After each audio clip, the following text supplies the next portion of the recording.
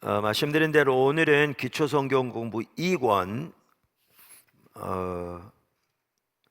8과 헌금으로 드린 예배를 나머지 지난주에서 하반부를 살펴보고 다음 주에는 기초성경 공부 3권 마지막 두 과를 이제 살펴볼 겁니다. 기초성경 공부 2권에 대한 나머지 부분은 주일 설교한 것이 다 있기 때문에 연결시킬 겁니다. 앞으로 성경 공부 양육 프로그램에서는 우리가 지난주에 헌금으로 드린 예배 전반부를 살펴보면서 헌금의 중요성 살펴봤습니다. 지난 참 중요한 시간이었습니다. 하나님 참 함께 하시는 헌금은 우리의 신앙의 본질을 담는 중요한 의식 중 하나다. 헌금은 하나님 나라 일에 동참하는 의의 행실 중 중요한 한 부분이다. 헌금은 우리가 살아야 할 청지기 삶의 중요한 한 부분이다. 그러니까 청지기 삶이 참 매우 중요한 핵심적인 우리 신앙생활의 한 부분이죠. 너무나 중요한. 지난주에도 저 개인적으로도 더 선명히 그 중요성 더 인식되어지고 하나님께 감사했던 시간이었습니다. 오늘은 그 나머지 부분을 살펴볼 텐데 여기 큰 두 번째 가장 기본적인 헌금은 11조입니다 라는 부분 살펴보고자 합니다. 가장 기본적인 헌금은 11조입니다 라는 부분 살펴보려고 하는데요, 이제 어떤 분들은 11조는 구약의 율법이기 때문에 예수님이 구약의 율법을 이미 완성하셨기 때문에 오늘날은 신약시대는 11조를 드릴 필요가 없다 이렇게 주장하는 분들도 있습니다. 성도들도 이제 그러한 유튜브에 이런 다양한 강의들, 설교들이 있으니까 그러한 걸 듣고 이렇게 저에게 개인적으로 질문하는 분들도 이렇게 있습니다. 그러면 저한테 질문하면 저는 대부분 되묻습니다. 11조 안 하시죠? 라고. 되게 안 하는 분들이 자기 안 하는 걸 정당화시키기 위해서 그런 경우들이 대다수거든요. 또 한 가지 안타까운 사실은 오늘날 적지 않은 성도들이 그 신앙의 기준으로서 성경을 삼는 것이 아니라 유튜브를 삼아요. 유튜브에 그냥 별게 다 있잖아요. 총 만드는 까지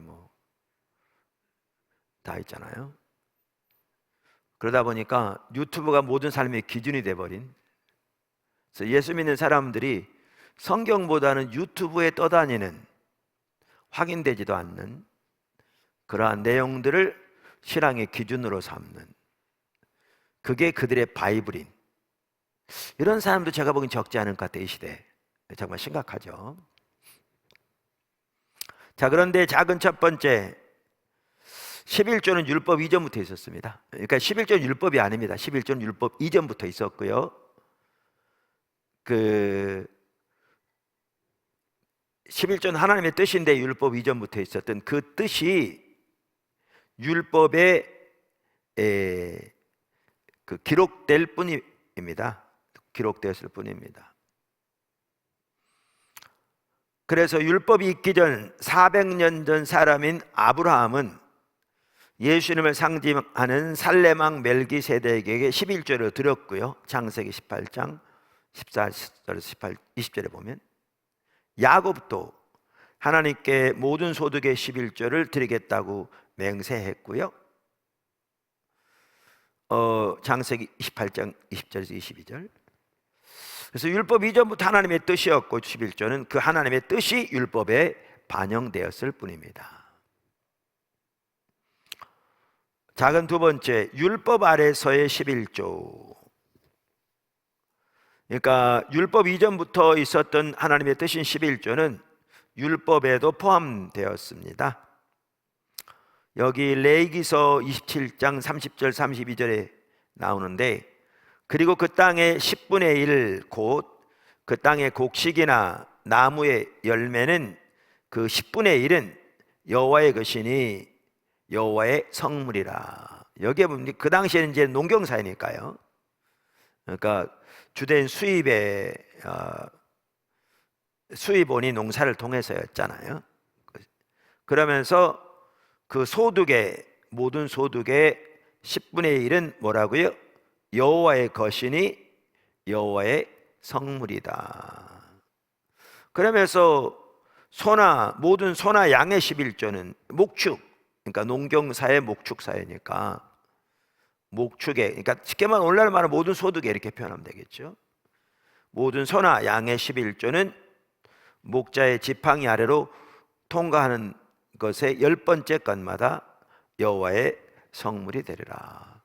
이 두 구절을 보면 모두 다 우리의 그 당시만 하더라도 소득의 10분의 1은 여호와의 것으로서 여호와께 속한 성물이다, 이렇게 말하고 있고요. 그 율법에서 그 11조는 뭘에 사용되었는가, 그거를 볼 수 있는 좋은 구절이 민수기 18장 26절, 24절, 28절인데요.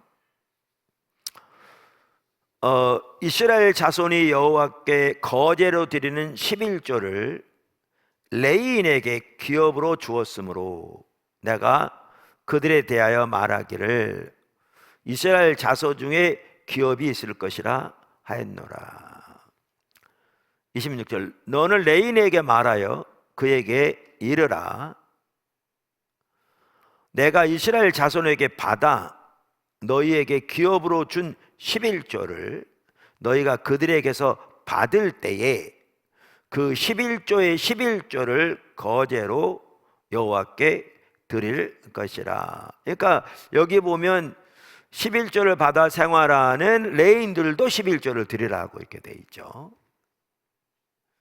28절, 너희는 이스라엘 자손에게서 받은 모든 것의 11조 중에서 여호와께 거제로 드리고 여호와께 드린 그 거제물은 제사장 아론에게로 돌리되. 그래서 여기에 보면 구약에서도 아까 농경사의 목축사였는데 모든 소득의 11조를 하나님께 드리라고 그랬고, 그 구약에서 율법에서 11조의 용도에 대해서 말하면서 제사장들과 예배를 지원하기 위해 이 11조가 사용되었던 것을 볼 수가 있습니다.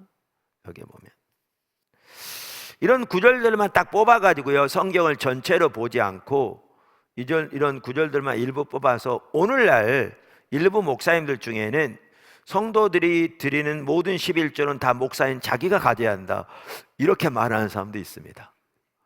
완전히 웃기는 거죠. 네. 그래서 여기에 보면 율법에서 11조는 제사장들과 예배를 지원하기 위해서 사용되었던 것을 볼 수가 있습니다. 그래서 교회 제사장들과 예배에 관련한 중요한 일들을 다 지원하기 위해서 쓰여졌던 걸 볼 수 있죠. 작은 세 번째, 예수님도 11조를 드리라고 말씀하셨습니다. 예수님도.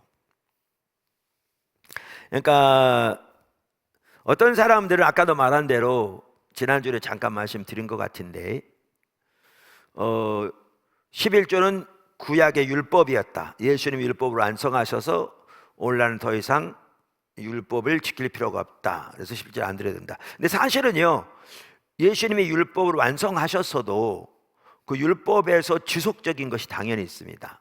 예를 들면 짐승의 제사는 드리지 않지만 율법에 나오는 많은 윤리적인 규정들은 당연히 오늘날까지도 지키죠. 십계명, 오늘날 중요한 우리의 삶의 기준인 거잖아요.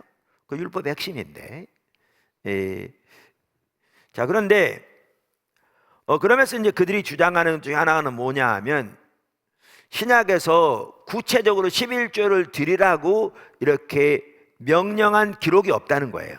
이제 그러니까 그렇게 말하는데 그 말도 틀린 말입니다. 틀린 말입니다. 여기 마태복음 23장 23절과 누가복음 11장 42절 모두 11조에 관해서 말하는 구절입니다. 둘 다 예수님이 누구에게 하신 말씀이에요? 바리새인들에게 하신 말씀입니다. 근데 그 내용을 보시면 바리새인들을 꾸짖으시면서 하신 말씀입니다. 내용을 보시면, 자, 그래서 내용을 한번 보시죠. 마태복음 23장 23절 화 있을진저 외식하는 서기관들과 바리새인들이여, 이게 지금 그렇게 나와 있죠.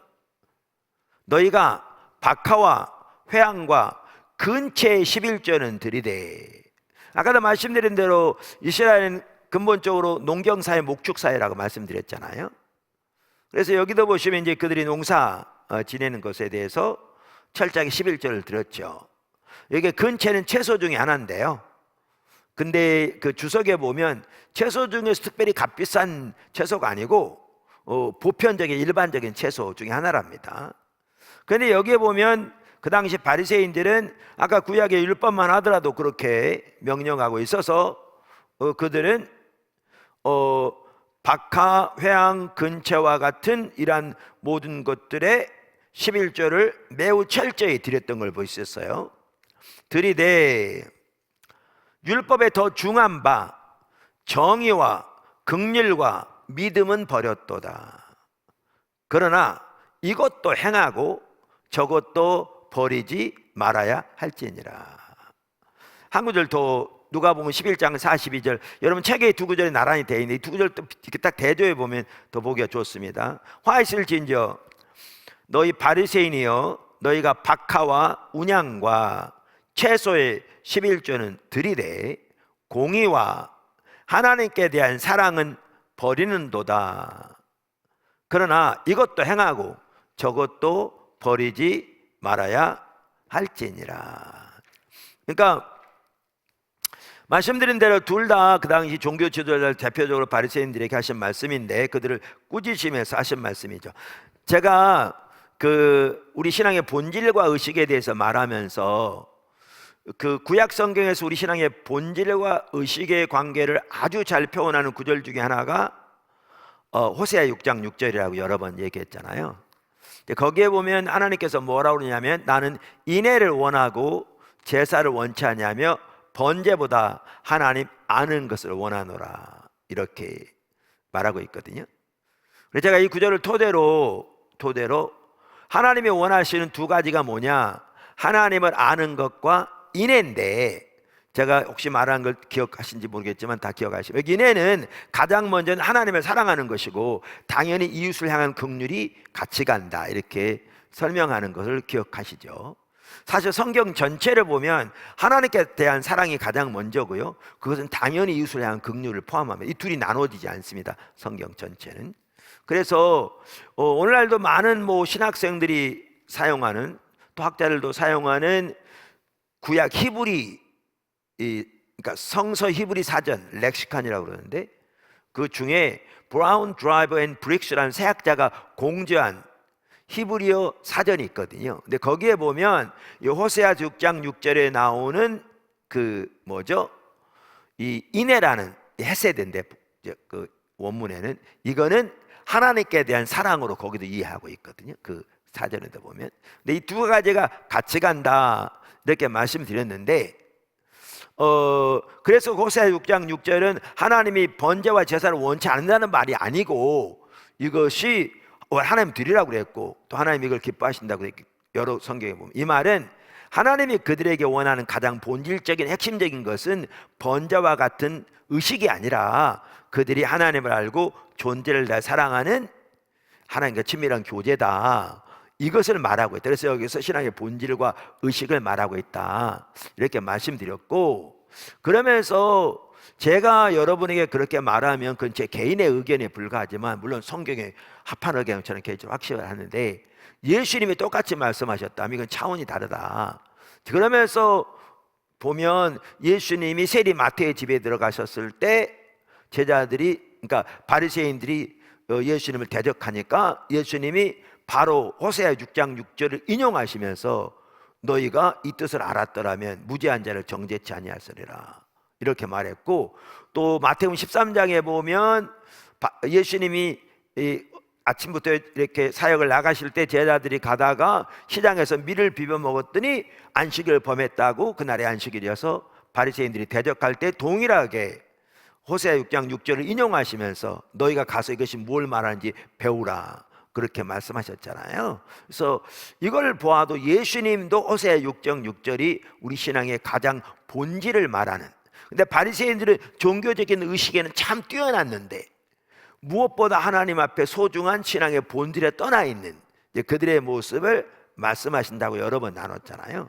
그래서 이걸 보아도 제가 단순히 그렇게 말하는 게 성경이 이것을 명확하게 보여준다. 근데 오늘 이 본문도 같은 맥락입니다. 정확하게 제가 지금 읽은 이 구절도 같은 맥락이고요. 그래서 이 구절에 보면 우리는 여기에 보면 의심할 나위 없이 지금 이 구절 배후에 뭐가 있는 걸 볼 수 있냐면 호세아 6장 6절이 들어있는 걸 볼 수 있습니다. 이 배후에, 그 바탕에 명확하게. 그리고 아까 제가 말씀드린 마태복음 9장이라든가 그 다음에 마태복음 13장이라든가 이런 그 장들에도 나오는 그 구절과 연결되는 거 볼 수 있죠. 그러면서 여기 보면 제가 말하듯이 여기 보면 그 배후에 호세아 6장 6절이 들어있는 걸 볼 수 있고요. 여기에 보면 마태복음 23장은 호세아 6장 6절의 헤세드, 인애를 긍휼로 번역하고 있는 걸 볼 수 있습니다. 이웃을 향한 사랑으로. 그리고 누가복음 11장 42절에 보면 동일한 그 구절의 헤세드를 지금 뭘로 이해하고 있는 걸 볼 수 있어요? 하나님께 대한 사랑으로 이해하고 있는 걸 볼 수 있습니다. 그러니까 사실 이 구절만 보아도 예수님도 호세아 6장 6절에 나오는 이 헤세드가 두 가지를 다 말하는 것을, 그 가장 기본은 하나님께 대한 사랑인 거죠. 그렇게 말하고 있는 걸 정확하게 볼 수 있습니다. 여기 보면. 그런데 그럼 이제 오늘은 11조에 대해서 말하는 구절인데, 아까도 말씀드렸는데 어떤 사람은 이 구절이 11조에 대해서 말하는 구절이 아니라고 반박합니다. 그래서 예수님이 11조를 드리라고 말씀하신 적이 없다고 그렇게 주장하는 거죠. 근데 이 구절은 당연히 예수님이 11조에 대해서 말하는 구절이 아닙니다. 그런데 이 구절에서 말하는 내용이 뭐예요? 그리고 사실은 예수님이 그 당시에 11조에 대해서 말씀하실 필요가 없었습니다. 그 당시에는 11조를 드리는 것은 당연한 하나님의 뜻으로 모두가 다 인정하고, 이 바리새인들만 이렇게 철저히 잘하고 있었기 때문에 여기다 너희가 11조를 드리라 그렇게 말할 필요가 없는 시대입니다. 없는 상황입니다. 그럼 이 배경이 뭐예요? 여기가 이제 아까 말한 신앙의 본질과 의식의 그 부분을 정확하게 잘 말하고 있는데 이 바리새인들이 어떤 사람들이었습니까? 호세아와 시대와 마찬가지로, 이스라엘 시대와 마찬가지로. 그래서 이스라엘 시대와 바리새인과 같은 신앙의 가치관을 가지고 있었다 여러 번 말씀드렸는데, 마찬가지로 그 당시 종교적인 의식이 타의 추종을 불허할 만큼 뛰어난 시대인 거죠. 그리고 그 중에 하나가 뭐예요? 11절을 이처럼 철저하게 드리고 있는 거죠. 그런데 예수님께서 뭐라고 말하냐면 더 중한, 우리로 말하면 신앙의 본질을 너희가 잃었다, 이게 더 중요한 거죠. 당연히. 그러면서 뭐라고 말하냐면 너희가 이것도 행하고, 다시 말하면 신앙의 본질 가운데 행하고, 우리 표현대로 말하면 저것도 버리지 말아야 할지니라, 이렇게 말함으로써 여기서 예수님은 정확하게 신앙의 본질과 의식이 조화를 이루는 삶을 살라고 정확하게 올바로 말씀하시는 거죠. 이게 신앙의 핵심인 거죠. 제가 늘 말하는 성경 전체가 보여주는. 그러니까 이거는 이게 11조에 대해서 예수님이 구체적으로 말하는 구절이 아니니까 아니다, 이게 지금 말도 안 되는 궤변입니다. 이 전반적인 이 성경의 가르침, 또 이 내용 완전히 왜곡된 가치관인 거죠. 그 당시에 11조를 드리라고 언급할 필요가 없어요. 이렇게 잘하고 있는 시대입니다. 그런데 호세아 6장 6절이 배후에 있는 것처럼 이들은 종교적인 의식은 뛰어났는데 그 중에 핵심적인 것 중에 하나가 11조고, 뛰어났는데 신앙의 본질에 떠난, 그러면서 예수님은 더 중요한 걸 버렸다. 그런데 이거 신앙의 본질 더 중요하고 행하고 저것도 버리지 말아야 한다, 이렇게 말함으로써 신앙의 본질과 의식이 조화를 이루는 삶을 제가 그토록 많이 설명한 것을 예수님 정확하게 같은 관점에서, 그러니까 제가 말하는 게 정확하게 예수님의 관점인 것을 볼 수 있는 거죠. 그래서 이 구절은 정확하게 11조에 대해서 언급하고 있습니다. 명명백백하게. 그러니까 아까 말한 뭐 그런 식으로 이 반박하는 건 진짜 궤변입니다. 11조를 드리지 않으려고 하는, 혹은 자기가 드리지 않는 것에 대한 정당성을 내세우기 위한 궤변에 불과하다고 저는 확신합니다. 그리고 이제 지난주에도 살펴봤지만 우리가 이제 그 말씀드린 대로 성경에 의하면 11조는 아까도 말한 기본적인 헌금이라고 그랬어요. 왜냐하면 11조만이 하나님께 뜻이 아니고, 그래서 오늘날 또 그것도 잘못 이해하는 사람이 있어요. 11조만 하나님의 것이니까 하나님께 11조를 드리면 나머지는 내 거니까 내 마음대로 되는 것처럼, 이건 완전히 또 궤변인 거죠. 성경 전체를 전혀 이해하지 못하는. 성경에 보면, 그래서 우리가 지난번에 살펴본 것처럼 성경 전체가 명명백백하게 재론의 여지가 없도록, 이거는 반박의 여지가 없을 만큼 명확하게 써 있는 게 우리의 모든 소유가 하나님께 속한 하나님의 것이다. 그래서 우리의 생명과 시간과 물질과 재능이 성서로 위탁물로서 하나님에게 맡겨주신 것이며, 우리는 선한 청지기로서 이것들을 가지고 복음의 확장, 하나님의 영광을 위해서, 하나님 나라를 위해서 사용하는 삶을 살아야 한다. 이게 우리 삶으로 드리는 예배가 돼야 되는 거죠. 그러니까 이거는 그러니까 반박할 여지가 없습니다. 반박할 여지가. 구약 신학 운운에 가면 살 수 있는 것도 아니고요. 한두 구절을 이렇게 저렇게 해석해서 반박할 수 있는 게 아니고요. 성경 전체가 반박할 수 없을 만큼 명명백백하게 설명하고 있는 구절이기 때문에 그러한 토대 위에서 11조를 이해한다면 그 더 말할 것도 없죠. 그러니까 사실 아까 말한 그런 것들은 궤변에 불과합니다. 궤변에 불과합니다. 그래서 명확하게 볼 수 있고요. 그래서 예수님도 11조를 드리라고 분명히 말씀하셨습니다. 여기 보시면 의식과 본질이 조화를 이루는 삶은, 본질과 의식이 조화를 이루는 삶을 명확하게 말씀하셨습니다. 그래서 아까 제목이 11조는 기본적인 헌금이다 이렇게 말씀드린 겁니다. 네 번째, 서신서에도 11조는 하나님의 뜻임을 알 수 있습니다. 우리 파송한 선교사님 한 분이 저한테 그러더라고요. 이제 어떤 기회가 돼가지고 어떤 그 주제에 대해서 자기가 제가 여 목사님이 설교하는 것을, 새로운 주제를 설교하려면 최소한 2번, 3번 들어야 한다고. 그러면서 그분이 그때 언급했던 게 이 헌금에 대한 부분이었어요. 헌금에 대한 부분. 그러니까 지금까지 나눈 부분도 그렇지만 이제 지금 4번 서신서에도 11조는 하나님의 뜻임을 알 수 있습니다. 그러니까 이거를 한두 번 들어가 잘 모르겠다는 얘기예요. 그분 얘기는 자세히 내용을 파악해야 뭔지 알 것 같다, 이제 그런 내용이었어요. 그 당시에 신학을 7년 하신 선교사님이셨는데, 그러니까 그분이 잘 모른다는 게 아니라 우리가 좀 더 살펴볼 내용이 있다, 이렇게 세밀하게 그 내용이었죠.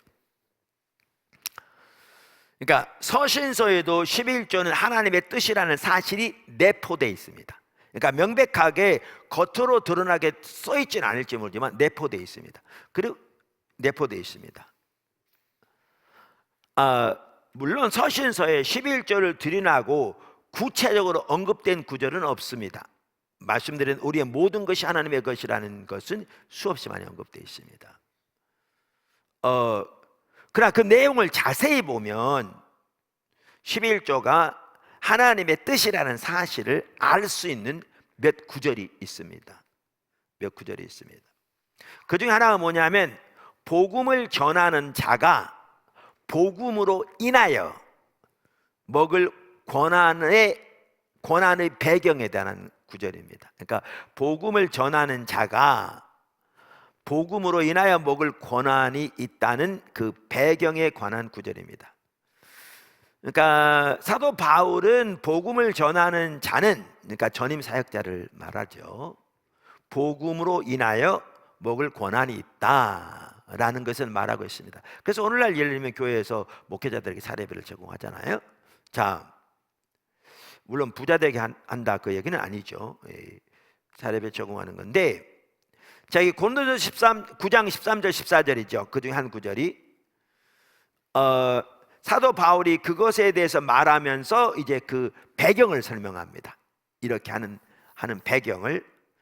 그러면서 뭐라면, 성전의 일을 하는 이들은 성전에서 나는 것을 먹으며, 제단에서 섬기는 이들은 제단과 함께 나누는 것을 너희가 알지 못하느냐. 이게 이제 배경인 겁니다. 이와 같이 주께서도 복음 전하는 자들이 복음으로 살리라 명하셨느니라.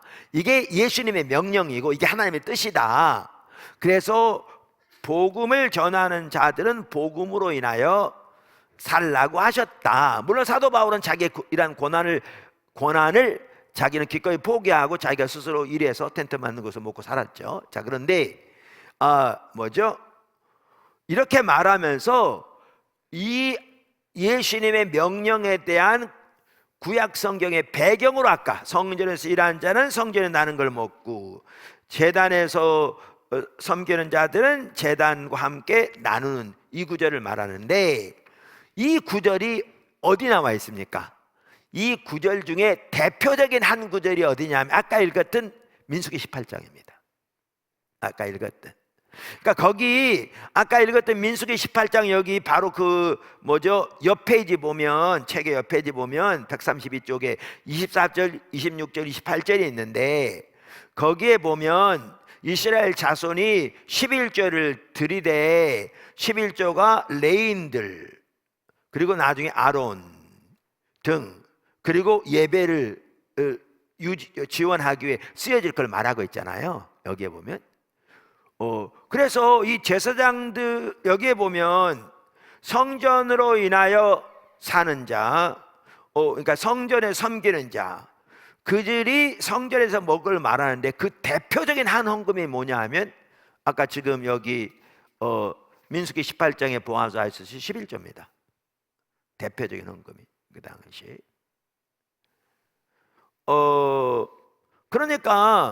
그러니까 이 지금 고린도전서 9장 13절 14절 보아도 이 구절에 보면 11조에 대해서 언급하고 있지는 않지만 이 구절의 배후에, 그리고 그것이 단순히 11조만을 의미하는 것은 아니지만 이 구절의 배후에 아까 그런 구절을 보아도 명확하게 알 수 있듯이 그 배경에 11조가 놓여 있는 것은 분명한 사실입니다. 의심할 나위 없는 분명한 사실입니다. 그래서 우리는 여기서 사도 바울도 11조를 당연한 하나님의 뜻으로 이해하고 있었다고 말할 수 있습니다. 이거 명확하게 그렇게 말할 수 있습니다. 사도 바울도 우리는 여기서 11조를 당연한 하나님의 뜻으로 이해하고 있었다고 분명하게 말할 수 있습니다. 또 하나의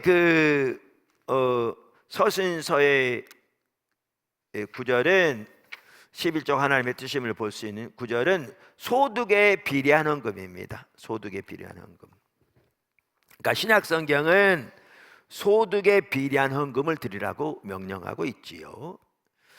고린도전서 16장 2절 매주 첫날에 너희 각 사람이 수입에 따라 모아두어서 내가 갈 때에 연보를 하지 않게 하라. 이 지금 구절은요 그 구제에 대한 구제에 지금 말하고 있는 구절이기도 한데요. 근데 여기에 보면 미리 헌금으로 준비하라 지금 얘기하고 있는 거죠. 그러면서 여기에 보면 매주 첫날이 어느 날이죠? 우리는 월요일인 줄 아는데 아니에요. 성경에 말하는 매주 첫날은 주일입니다. 그래서 달력이 보면 주일부터 시작하잖아요. 주일, 월요일, 화요일 이렇게 시작하잖아요. 토요일. 요즘은 이제 바꿔서 월요일부터 시작해서 주일이 제일 나중에 오는 거 있는데 일부에서는 아주 작은 일부. 그게 아니고요. 주일이 이게 성경적입니다. 성경적으로 하는 겁니다. 주일이 그 주간의 첫날입니다. 이게 정확하게 성경적이고요. 그래서 여기에 보면 매주 첫날에 너희가 모일 때, 그러니까 이걸 보아도 뭘 할 수가 있는가 하면 초대교회 당시부터 주일날 모였습니다. 주일날 모였습니다. 어떤 사람들은 주일이 무슨 태양신을 기념하는 날이고 운운하는데요. 그러니까 별 사람들 다 있어요. 이렇게. 근데 주일을 거기서 따온 게 아니에요. 구약 성경의 안식일은 금요일 해질 때부터 토요일 해질 때까지가 안식일입니다. 그러니까 유대인들은 하루를 시작하는 게 저녁부터 시작하거든요. 그러니까 창세기 그 기사를 토대로 해서 밤이 되고 아침이 되니 첫째 날이라 이렇게 해서 저녁부터 시작해요. 그래서 안식일이 금요일 해질 때부터 토요일 해질 때부터가 안식일이에요. 그런데 예수님이 오셔서 예수님이 안식일의 주인이라고 그러셨고, 예수님이 안식 후 첫날 그러니까 오늘날 말하면 주일에 부활하셨거든요. 그래서 초대교회 예루살렘 교회는 매일 모여서 예배를 드렸고요. 이게 이제 교회가 퍼져서 여러 이렇게 이방인 지역으로 확대되면서 안식 후 첫날, 예수님이 부활하신 날, 안식일의 주일인 예수님이 부활하신 날을 기념해서 그날 모여서 하나님께 예배드리기 시작했고요. 그리고 요한계시록을 보면 그날을 이제 주의 날이라는 공식적인 용어를 통해서 부르고 있는 걸 볼 수 있어요. 그러니까 초대교회부터 교회는 안식 후 첫날 주일에 예배를 드렸습니다. 이 날이 주의 날이고요. 주님의 부활을 기억하고 기념하고 전하고 그 승리를 경험하기를 사모하는. 그러니까 신약을 토대로 구약을 이해해야 되잖아요. 신약이 완성이고 구약이 약속이니까. 그래서 오늘날 제7일 안식일 교회는 지금도 그렇게 안식일을 지키는데 우리는 그렇게 하지 않는 게 초대교회가 그렇게 한 것처럼, 그래서 이 주일이 안식일의 완성이라고 볼 수 있겠죠. 완성이라고 볼 수 있겠죠. 자, 그래서 여기 보면 매주 첫날 너희가 모일 때, 이렇게 주일날 예배로 모일 때 헌금을 하라고 헌금의 예배를 같이 드리라고 그랬는데, 거기에 뭐라고 그랬냐면 수입에 따라 모아두라 이렇게 말하고 있습니다. 그러니까 우리가 하나님께 드리는 헌금을 드리는 중요한 기준 중에 하나가 뭐냐? 수입에 비례해 드리는 겁니다. 그러니까 이거는 단순히 11조만 말하는 게 아니고요. 지금 아까 구제에 대해서도 말하는 구절인데 사실 이건 너무나 당연한 거죠. 당연한 거죠.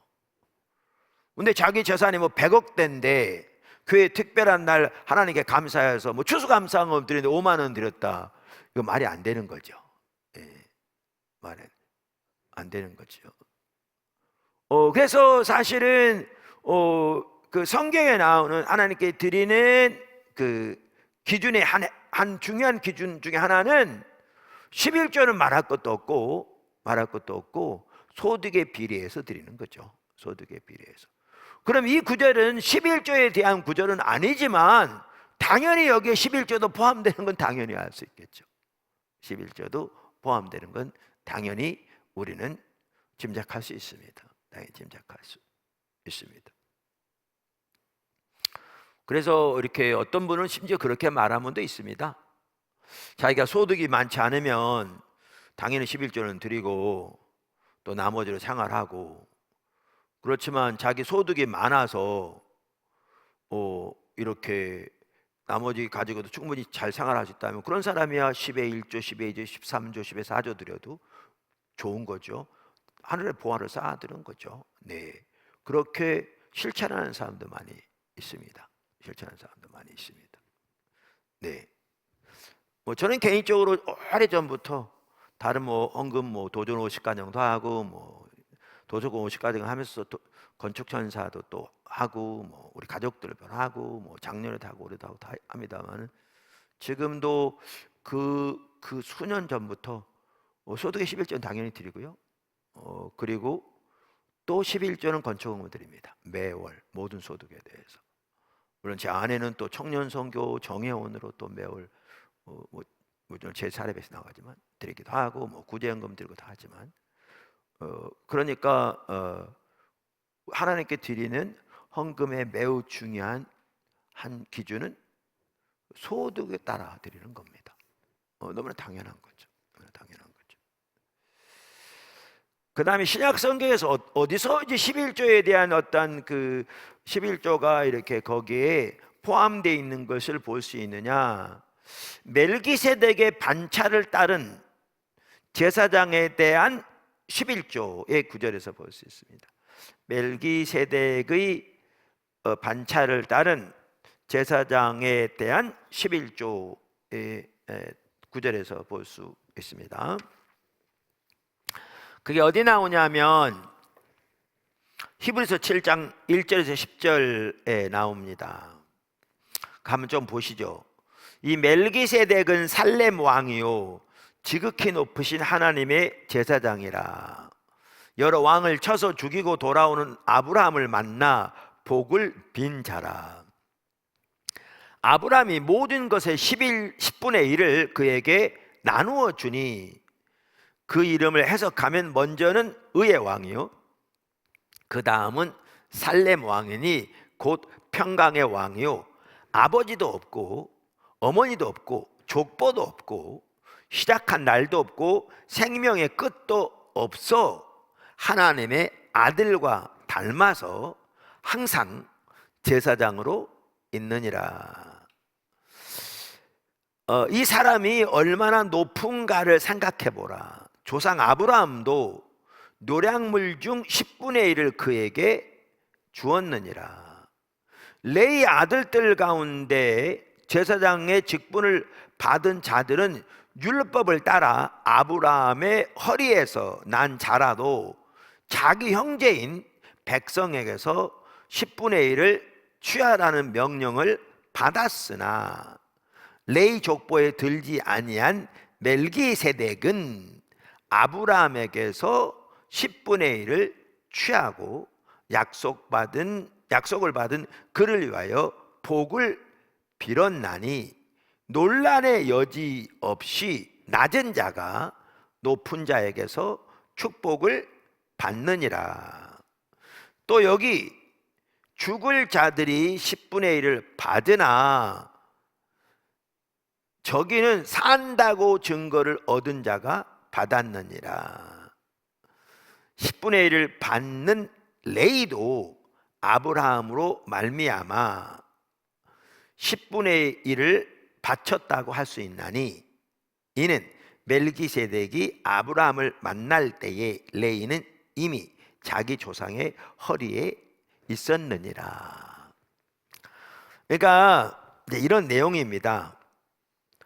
그 히브리서는 유대 기독교인들에게 보내진 서신으로서 히브리서 전체가 예수님의 우월성을 강조합니다. 그러니까 히브리서 전체가 예수님의 우월성을 강조합니다. 그러니까 예를 들면 히브리서 1장은 예수님이 천사보다 우월하다는 것을 강조하고요, 히브리서 3장은 예수님이 모세보다 우월하신 것을 강조합니다. 그런데 오늘 이 히브리서 7장은 예수님과 레위 지파 제사장들을 대조하고 비교하면서 예수님의 우월성을 강조하고 있습니다. 이 구절은. 자, 그러면서 이 구절에 보면 예수님은 레위 지파에 속한 제사장이 아닙니다. 그러니까 예수님은 대제사장은 맞는데 레위 지파에 속한 대제사장이 아니에요. 그러면 예수님은 누구에게 속한 제사장이에요? 멜기세덱의 반차를 따른 영원한 대제사장입니다. 여기 히브리서 5장 10절, 6장 10절 등에 나오는데요, 사실 여기 아까 멜기세덱에 대한 내용이 나오는데 이 멜기세덱이 어떤 사람이었는지 정확하게 알기 쉽지 않습니다. 여기 보면. 그래서 이 멜기세덱은 하나님의 아들인 예수님을 상징하는 인물입니다. 여기 보면 시작도 끝도 없고 하나님의 아들인. 그래서 예수님은 대제사장인데 성경적으로 말하면 멜기세덱의 반차를 따른 대제사장이라. 그래서 샬렘의 왕이요 평강의 왕이요 아버지도 없고 어머니도 없고 족보도 없고 시작한 날도 생명의 끝도 없는 하나님의 아들과 닮아서 항상 제사장으로 있는 분, 사실 그분이 예수님이죠. 그 반차를 따른. 그러면서 이 구절은 뭐를 말하고 있냐면 아브라함이 이 멜기세덱에게 11조를 들었다는 사실을 언급하면서 높은 자가 11조를 받고 높은 자가 낮은 자를 축복하는 거잖아요. 그래서 여기에 보면 이 멜기세덱은 아브라함보다 훨씬 높은 분이란 얘기죠. 그리고 그분이 11조를 받으셨다는 거죠. 누구에게서? 아브라함에게서. 그리고 그분이 아브라함에게 복을 빌었다는 거죠. 그러면서 여기 보면 뭐라고 말하고 있는가 하면 이 멜기세덱에게 드렸다는 것은 한편으로는 예수님에게 드렸다는 것을 의미하는 거죠. 이 구절에 보면 예수님의 우월성. 그러면서 아브라함이 멜기세덱에게 11조를 드렸다는 것은 아직 레위는 태어나지 않았죠. 한참 후의 일이죠. 레위 자손들을 한참 후의 일이지만 어떻게 보면 그 조상의 몸속에, 허리라고 표현했는데 그 몸속에 있는 것으로 지금 이해되는, 그래서 아브라함 속에서 역시 누구죠? 멜기세덱에게, 다시 말하면 예수님에게 11조를 드렸다. 그래서 예수님이 레위 지파 제사장보다 훨씬 우월하다는 것을 강조하고 있는 구절입니다. 당연히 이 구절 역시 11조에 대해서 말하고 있는 구절은 아닌데, 이 구절은 아브라함이 멜기세덱에게 11조를 드린 것이 결국은 예수님에게 드린 것이라는 사실을 지금 언급하고 있는 걸 볼 수가 있고요. 그래서 우리는 여기에서 11조가 그때부터 하나님의 뜻이었다는 사실을 분명하게 볼 수 있습니다. 그때부터 11조가 하나님의 뜻이었다는 사실을 이 성경도 당연히 전제하고 있는 걸 볼 수 있다고요. 당연히. 이건 11조에 대한 구절은 아닌데 당연히 이 구절에서 우리는 11조가 당연히 그때부터 그것이 예수님께 드려졌다, 멜기세덱 드렸다고 말함으로써 하나님의 뜻이었다는 사실을 분명히 인정하고 있는, 받아들이고 있는, 혹은 전제하고 있는 구절인 것을 볼 수가 있습니다. 이해되시죠? 이렇게 볼 때 성경은 전체적으로 11조는 분명한 하나님의 뜻입니다. 분명한 하나님의 뜻입니다. 작은 답은 다섯 번째, 11조를 드리지 않는 것은 도둑질하는 것이라고 성경은 말합니다. 11조를 드리지 않는 것은 도둑질하는 것이라고 성경은 말합니다. 11조는 하나님께 속한 성물이기 때문에 11조를 드리지 않는 것을 성경은 하나님의 것을 도둑질하는 것이라고 말합니다. 우리 잘 아는 구절이죠. 말라기 3장 7절 12절 여기 보시면, 만군의 여호와가 이르노라, 너희 조상의 날로부터 너희가 나의 규례를 떠나 지키지 아니하였도다. 그런즉 내게로 돌아오라. 그리하면 나도 너희에게로 돌아가리라 하였더니 너희가 이르기를 우리가 어떻게 해야 돌아가리까 하는도다. 사람이 어찌 하나님의 것을 도둑질하겠느냐. 그러나 너희는 나의 것을 도둑질하고도 말하기를 우리가 어떻게 주의 것을 도둑질하였나이까 하는도다. 이는 곧 11조와 봉헌물이라. 만군의 여호와가 이르노라, 너희의 온전한 11조를 창고에 들여 나의 집에 양식이 있게 하고 그것으로 나를 시험하여 내가 하늘 문을 열고 너희에게 복을 쌓을 곳이 없도록 붙지 아니하나 보라. 만군의 여호와가 이르노라, 내가 너희를 위하여 메뚜기를 금하며, 이건 이제 농경사에 이건 매우 중요한 거죠. 금하며 너희 토지 소산을 금하여 너희 토지 소산을 먹고 없애지 못하게 하며 너희 밭에 포도나무 열매가 기한전에 떨어지지 않게 하리니 너희 땅이 아름다워짐으로 모든 이방인들이 너희를 복되다 하리라. 만군의 여호와의 말이니라. 자, 몇 가지 중요한 부분들이 있습니다. 우선 하나는 여기에 보면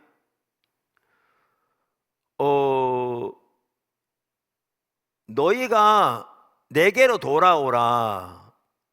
그러니까 다시 말하면 너희가 나를 버렸다. 우리가 1장 6절에서도 볼 수 있잖아요. 근데 그러면서 그들이 뭐를 드리지 않았어요? 11조와 봉헌물을 드리지 않았죠. 앞에도 보았습니다. 그러니까 이걸 보아도 알 수 있듯이 우리가 신앙의 본질과 의식을 살펴보았는데, 우리 가운데 의식들마저 없다면 우리는 오래전에 하나님 버린 거라고요. 버린 거라고요. 또 하나 여기에 보면 뭘 볼 수가 있는가 하면 11조를 드리지 않는 것을 지금 뭐라고 표현하고 있어요? 도둑질하는 것이라고 표현하고 있어요. 도둑질하는 것이라고.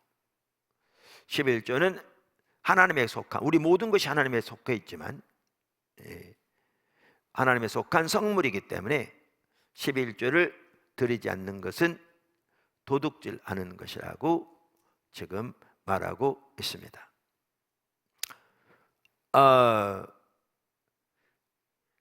그러니까 저 같은 경우에요, 이제 가끔 이런 걸 통해서 11조의 중요성을 이렇게, 하나님이 11조를 어떻게 중요시 여기고 있는가를 이렇게 배우게 되는데요.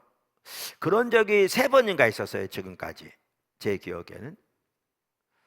그러니까 제 아내가 오더니 하루는 하나님이 도둑질하지 말라고 그러는데 무슨 말인지 잘 모르겠다. 근데 그거는 이제 11조에 대해서 말하는 것인 것 같더라고요, 분명히. 근데 나는 11조를 뭐 잘 드리니까 그냥 그래 그러면서 이제 염두에 두고, 잘 이해 안 되면 그런 건 선반을 올려놓으라고, 늘 이제 그 말은 염두에 두고 기억하고 있으라고 그 얘기죠. 그랬는데 며칠 지나다가 딱 그게 깨달아지는데요. 예를 들면 어떨 때는 뭐 예상치 않게 뭐 어떤 수입이 생길 수 있잖아요. 작은 수입이. 뭐 어디 가서 말씀을 전했는데 뭐 20만 원 뭐 차비를 준다든가 뭐 30만 원 차비를 준다든가 뭐 이런 부분들. 그러니까 이제 그 작은 수입에 대한 11조를 드리려고 생각하고 있어요. 당연히 드리죠. 근데 이제 바쁘다 보면 잊어먹잖아요. 그게 생각난 거예요. 근데 그 주간에 어떤 일이 있었냐 하면, 다른 분을 구제하느라고 이 11조의 10배도 넘는 금액을 그 주간에 드린 적이 있었거든요. 근데 주님은 11조를 말씀하시는 거죠. 말씀드린 대로 뭐 안 드리려고 그런 건 아니고, 잊어먹은 이 11조에 10배가 넘는 금액을 제가 그냥 자발적으로 구제연금으로 드렸는데, 주님은 이것에 대해 도둑질하지 말라고 그러시는 거죠. 제가 그걸 통해서, 근데 그 3번 다 그런 경우였어요. 지금 3번 다 제가 기억하기로는 그렇게 작은 금액의 11조 드리려고 잊어먹은, 망각하고 있는. 그런데 그 3번 다 이 11조의 몇 배 혹은 10배가 훨씬 넘는 돈을 구제나 다른 것으로 이렇게 드린, 그 3번 다 제가 기억하기로는, 2번은 명확하고요, 1번도 그랬던 것 같고요. 그런데 이걸 통해서 저는 뭘 깨닫느냐면, 주님은 내가 도둑질하기를 원치 않으시는 거죠. 그러니까 율법적으로 너 막 이런 차원이 아니라, 주님은 내가 도둑질하기를 원치 않으시는 거예요. 그래서 그런 걸 통해서 이렇게 주님은, 우리 모든 소유가 주님께 당연히 주님의 것이고 주 영광을 살아가야 되지만 11조를 매우 중요하게 여기시는 것을 알게 됐어요. 그러니까 뭐 제 아내가 11조의 중요성을 인식하고 저한테 혹시 뭐 11조 안 드렸나 이렇게 들이댄 게 아니고, 전혀 아니고, 우리 11조 잘하고 있기 때문에. 아까도 말씀드린 대로 정말 오래전부터 11조뿐만 아니라 건축원금 12조를 꼬박꼬박 하고 있거든요. 그 다른 많은 헌금들에 더해서. 그런데 하고 있기 때문에 했는데, 제 아내는 기도하는데 하나님이 그런 감동을 주셔서 저한테 전해 주신 거예요. 그리고 제가 그거를 이렇게 잊고 있는 거를 주님만 아셨죠. 제 아내는 알지도 못하죠. 근데 이런 걸 통해서 주님은 그 작은 돈이 문제가 아니라 11조에 대해서 가르치기를 원하시고, 하나는 중요성을, 그리고 저에게는 도덕자기를 원치 않으시는 거죠. 사랑의 표현인 거죠. 율법적인 그냥 회처리가 아니고 전혀. 그래서 11조의 중요성을 그렇게 보게 됩니다. 또 하나 여기에 보면 온전한 11조를 드리는 자들에게 놀라운 축복을 약속하고 계시잖아요. 근데 이게 이제 많은 사람 또 혼동하는 것 같더라고요. 왜냐하면 여기에 이제 이러한 정말 놀라운 약속들, 내용들을 하고 있으니까. 근데 여러분 이걸 기억하셔야 돼요. 11조만 잘 드린다고 이런 복이 자동적으로 따라오는 게 아니에요. 아니에요. 그러니까 어떤 사람들은 그렇게 잘못 이해해요. 또 그렇게 이 구절을 갖다 붙여요. 또 그렇게 이 구절을 11조를 드리게 하는 그러한 어떤 구절로 이렇게 활용하는 경우들도 있죠. 그러니까 여기에 참 중요한 게 그 말이에요. 제가 이 부분을 여러 번 쓰는데 이게 참 중요한 것 같아요. 제가 또 얘기하면 잡으세요. A 이꼬르 B면 수학적으로는 B 이꼬르 A라고요. 그러니까 3 더하기 5는 8이면 8은 3 더하기 5예요. 그건 아무리 바꿔도 똑같아요, 수학적으로는. 근데 논리적으로는 A 이꼴 B면 B 이꼴 A가 아니라고 말씀드렸잖아요. 이게 참 중요해요. 근데 이해가 참 중요해요.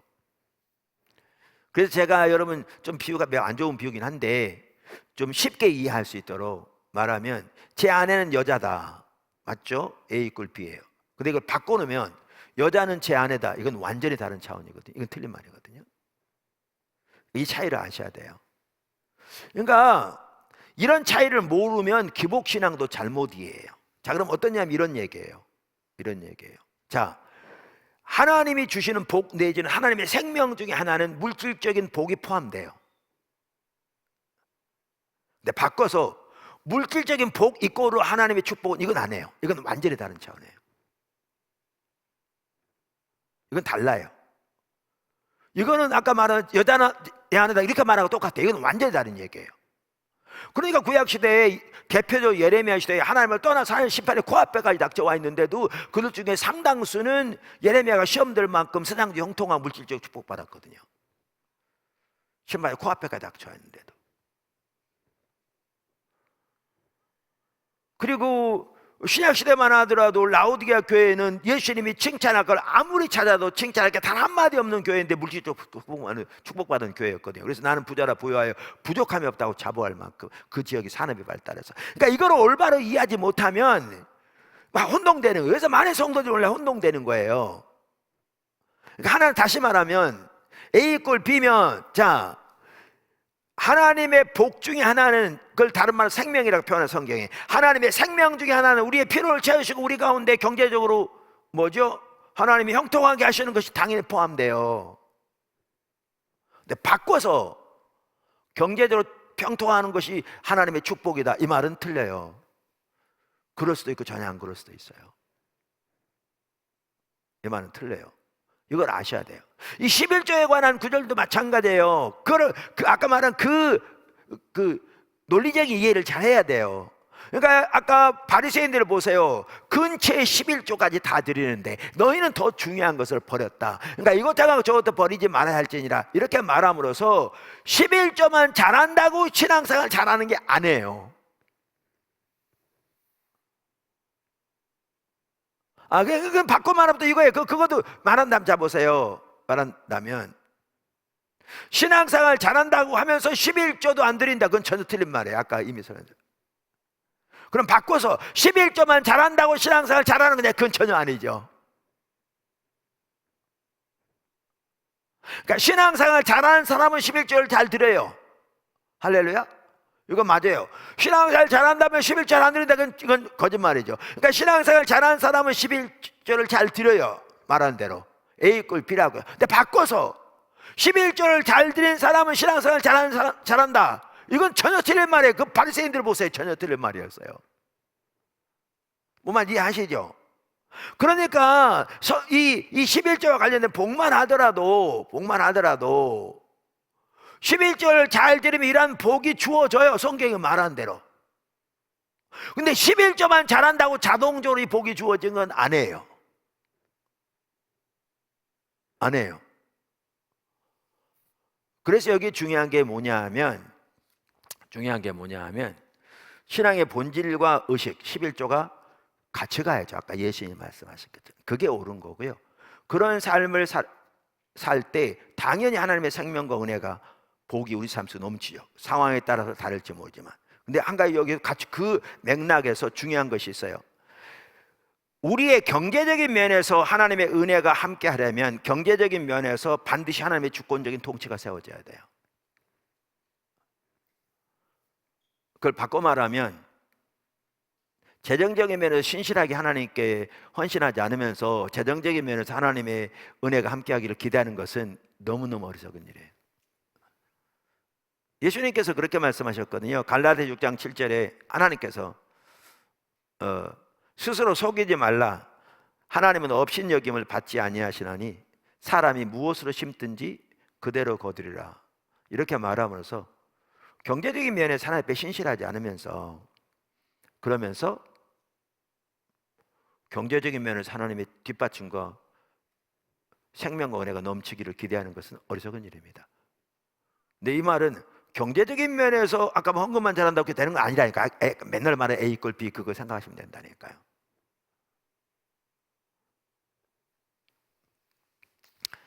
11조 드리지 않는 것은 도둑질하는 거다. 이해되시죠? 이제 좀 명확하게 이해되셨을 거라고 생각하는데 그래서 우리는요 우선적으로 11조를 드려야 합니다. 사실은 다 쓰고 나은 다음에 11조를 드리는 게 아닙니다. 다 쓰고 남은 다음에 11조를 드리려고 하면 11조를 절대로 바로 못 드립니다. 대부분의 경우에는. 심지어 생활에 여유가 없는 상황이라도 우선적으로 11조를 드리는 것이 매우 중요합니다. 우리에게 하나님의 은혜가 필요하다면 우리는 우선적으로 우리의 경제적인 면에서 하나님의 기준을 따라 행해야 할 것입니다. 행해야 할 것입니다. 우리 믿음의 조상들 다 그렇게 했습니다. 다 그렇게 했습니다. 자, 여섯 번째, 작은 여섯 번째. 11조는 가장 기본적인 헌금입니다. 하나님의 성물이라고 해서 11조만 하나님의 것이고 나머지는 내 것이라는 얘기는 전혀 아닙니다. 우리가 앞에 살펴본 대로 우리의 모든 소유가 하나님의 성스러운 위탁물로서 우리가 선한 청지기로서 그 일을 가지고 하나님의 영광에 살아가야 한다고요. 그래서 침례교회 이상도 지난번에 말씀드렸는데 그리스도인의 청지기 직분은 생의 전부를 하나님으로부터 받은 거룩한 위탁물로 받아들이며 생명, 시간, 재능, 재물을 그리스도를 위해 봉사하는 일에 개인적으로나 단체적으로나 책임 있게 사용할 것을 요구한다. 그러므로 우리는 11조뿐 아니라 우리에게 맡겨진 재물 전체를 가지고 하나님의 영광을 위해 사용해야 합니다. 그런데 11조는 그렇기 때문에 당연히 기본적인 헌금입니다. 자, 여기에 중요한 게 있습니다. 저는 이게 중요하다고 믿습니다. 11조는 기본적인 헌금이고 하나님께 속한 모든 게 다 하나님의 것이지만 이게 중요해요. 자 보세요. 모든 나를 다 주님의 거예요. 근데 우리는 그렇기 때문에 주일을 구별을 하나님께 예배드리는 거예요. 모든 날의 주의 것이니까 그냥 주일을 따로 안 드리는 게 아니고요. 모든 날이 주의 것이기 때문에 주일을 따로 구별하여 주님께 드리는 게 중요해요. 제가 보니까 레슬링 뉴비기닝가도 이걸 아주 잘 지적했더라고요. 정확하게. 톰 라이트도 그런 것 같고요. 모든 헌금이 하나님께 속한 성스러운 위탁물이 하나님의 영광을 살아가는데 그거에 대해 하나의 가장 중요한 징표로 그래서 11조가 구별되어 하나님께 드려져야 돼요. 같은 맥락이에요. 정확하게. 같은 맥락이에요. 자, 그래서 여기 중요한 한 가지가 뭐냐면 11조는 11조로 드려야 합니다. 어떤 사람들은 11조를 구제연금으로 드린 사람이 있어요. 잘못된 겁니다. 탐심에서 나온 거죠. 그렇게 하는 건 아닙니다. 11조를 건축으로 드리는 사람이 있어요. 그 잘못된 겁니다. 11조는 하나님께 11조로 드리고요, 나머지 헌금은 나머지 드려야 합니다. 건축헌금이건 구제헌금이건 뭐 다른 헌금이건. 근데 11조를 자기 마음대로 다른 헌금으로 전용하는 것은 옳지 않습니다. 옳지 않습니다. 11조는 11조로 드려야 합니다. 드려야 합니다. 네, 11조는 가장 기본적인 헌금입니다. 7번째, 11조와 여러 헌금은 우리 소유에 대한 하나님의 주권을 인정하는 소중한 징표인 동시에 탐심으로부터 우리를 보호해주는 중요한 수단이 되기도 합니다. 이 부분은 이제 말씀드렸고, 탐심으로부터 보호해야 한다는 것은 여기 나와 있습니다. 골로새 3장 5절에 보면 탐심은 우상숭배라 잘 아는 나오죠.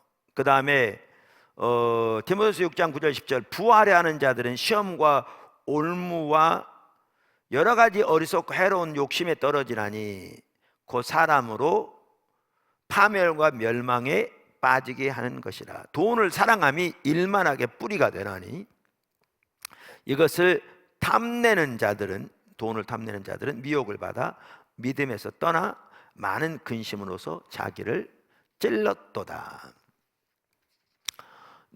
마태복음 6장 19절 24절 너희를 위하여 보물을 하늘에 쌓아두라. 지난주도 읽었죠. 그러면서 24절에 보면 한 사람이 두 주인을 섬기지 못할 것이니 혹 이를 미워하고 저를 사랑하거나 혹 이를 중히 여기고 저를 경히 여김이라. 너희가 하나님과 재물을 겸하여 섬기지 못하느니라. 씨 뿌리는 비유에서도 가시밭에 뿌려진 씨앗은 기쁨으로 말씀은 받는데 세상의 염려와 재물의 유혹이 가시처럼 말씀을 찔러서 그 기운을 막아 결실치 못하게 했다. 이렇게 말하고 있고요. 디모데전서 6장 17절 19절에서도 내가 이 시대의 부한 자들을 명하여 마음을 높이지 말고 정함이 없는 재물에 소망을 두지 말고 오직 우리에게 모든 것을 후히 주사 누리게 하신 하나님께 두며 선을 행하고 선한 사업을 많이 하고 나누어 주기를 좋아하며 너그러운 자가 되게 하라. 이것이 장래에 자기를 위하여 좋은 터를 쌓아 참된 생명을 취하는 것이라. 여기도 보면 장래에 새하늘과 새 땅을 저는 의미한다고 믿습니다. 네, 장래에 지난주에 나눴죠. 자, 그래서 탐심의 위험성은 여러 가지 지금 말하고 있습니다. 지금 읽었고요.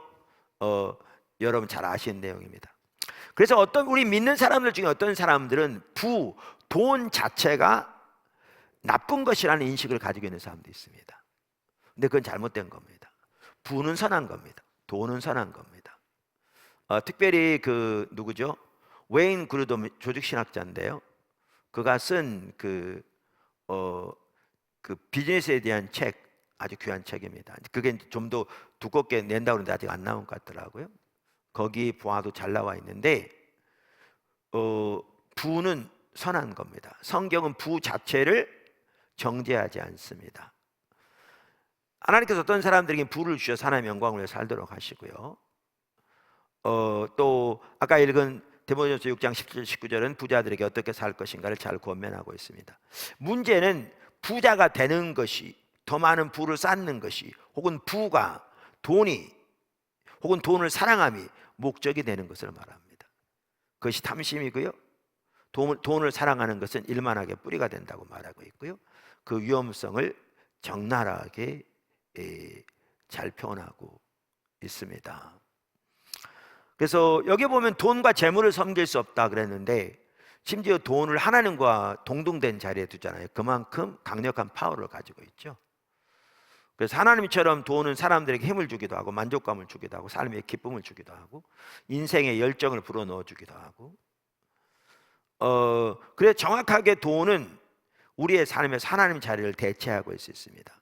대체할 수 있습니다. 그래서 탐심이 우상숭배인 거죠. 그런데 그때의 그러한 힘, 위로 등등등은 하나님에게서 나온 것이 아니고요, 돈에서 나온 건데 그 배후에 사탄이 있죠. 우상숭배죠. 돈의 영향력에서 나온 것입니다.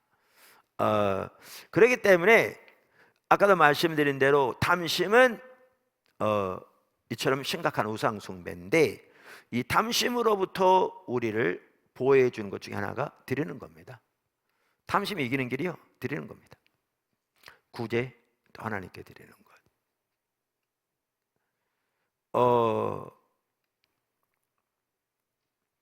그러니까 우리는 부 자체에 대한 편견도 깨져야 합니다. 제가 이런 얘기하면 좀 부끄러운데요, 제가 가난한 배경에 자라서 그런지 아니면 제 주변에 그런 사람들이 많아서 그런지 모르는데, 저는 제가 처음 교회 개척하기 전만 하더라도요, 심지어 저는 강남 지역을 버스 타고 지나가도 싫어했어요. 왜냐하면 거기 있는 사람들은 다 이렇게 별로 그렇게 좋은 사람들이 아니라는 인식. 근데 이게 엄청난 편견인 거죠. 재정적으로 부자이면서 하나님 앞에 겸손하고 하나님의 영광을 잘 사용하는 사람 매우 많고요, 경제적으로 가난하면서 어떤 사람들보다 부에 집착하고 마음이 협소하고 강팍한 사람들 절대로 적지 않습니다. 부 자체가 죄도 아니고 하나님이 정죄하는 것도 전혀 아닙니다. 부는 자체는 선한 겁니다. 우리가 잘 배워가지만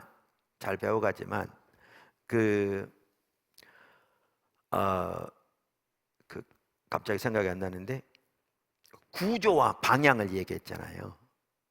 가정, 뭐 결혼 생활, 심지어 뭐 성, 정치, 권력, 뭐 부, 기업, 경제, 이 모든 것들은 다 하나님이 세우신 구조로 선한 겁니다. 근데 죄로 인해서 방향이 잘못된 거죠. 방향이. 그래서 권력만 하더라도 다른 자기의 어떤 권력 유지와 그래서 다른 사람 탄압하는 독재, 전제 정치가 나올 수 있고요. 돈만 하더라도 세상에서의 돈으로 자기 어떤 위안 삼고, 또 다른 사람 멸시하고, 그걸 통해서 많은 죄를 짓고 사용할 수 있고요. 이렇게 모든 면이. 그래서 이 구조와 방향의 문제를 올바로 이해할 때 우리는 보다도 하나님의 올바른 관점으로 이해할 수 있습니다. 선한 구조를 하나님의 목적을 위해 사용돼야 되는 거죠. 올바른 방향으로. 또 그렇게 회복해야 합니다. 경제적인 면에서도, 가정적인 면에서도, 모든 면에서, 정치적인 면에서도. 그게 이제 우리 추구하는 바입니다. 그래서 부 자체는 악한 것이 아닙니다. 그것에 잘못된 활용과 방향이 잘못된 겁니다. 그래서 우리는 부에 대한 편견도 깨져야 합니다.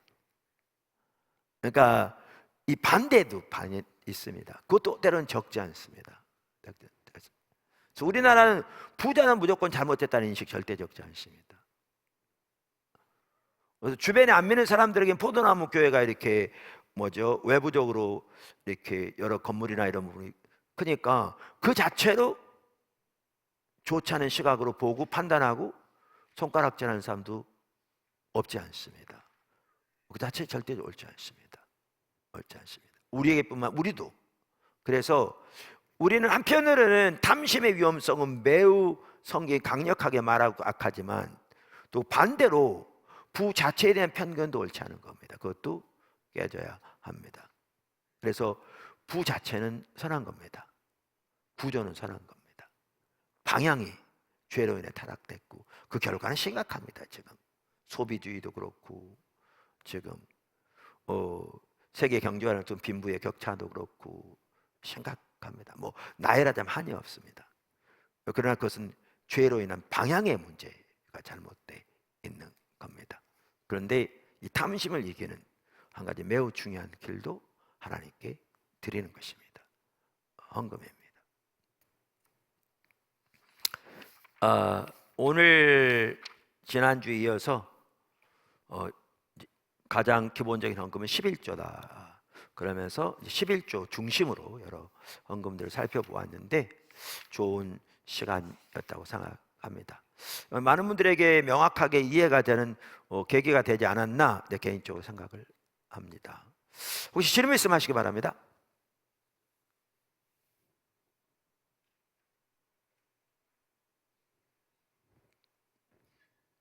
네, 없으시면 기도하고 마치죠. 네. 잠시 기도하겠습니다. 하나님 아버지, 이 시간 오늘 말씀 배운 것을 가지고 우리 자신을 비춰볼 수 있는 시간 되게 해주십시오. 좀 반주해 주시고요,